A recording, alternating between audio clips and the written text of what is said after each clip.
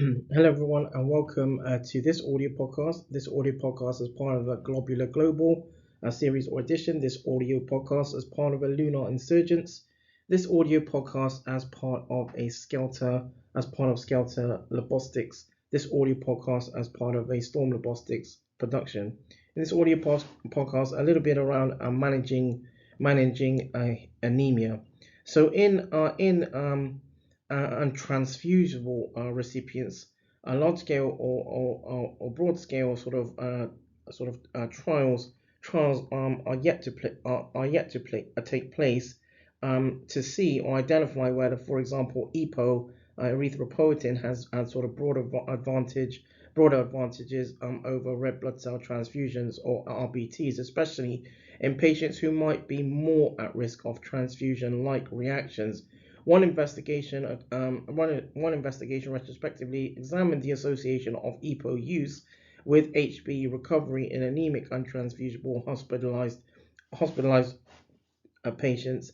EPO-treated anemic untransfusible patients were identified through a combination of retrospective case review and systematic reviews and literature reports of untransfusible patients not treated with any EPO were used as a comparator group.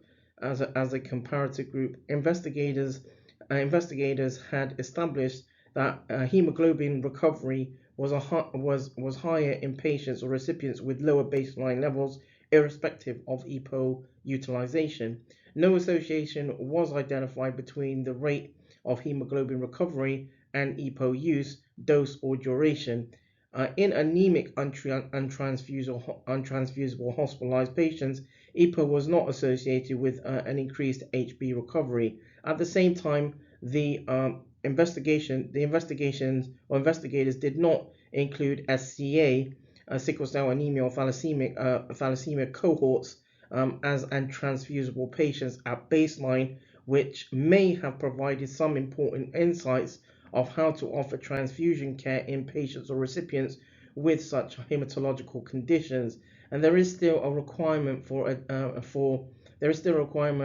debate regarding transfusion and how care is managed and practiced for sickle cell anemia or thalassemia recipients.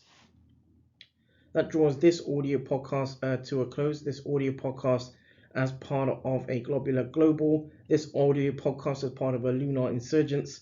This audio podcast as part of a Skelter Logistics. This audio podcast as part of a Storm Logistics production.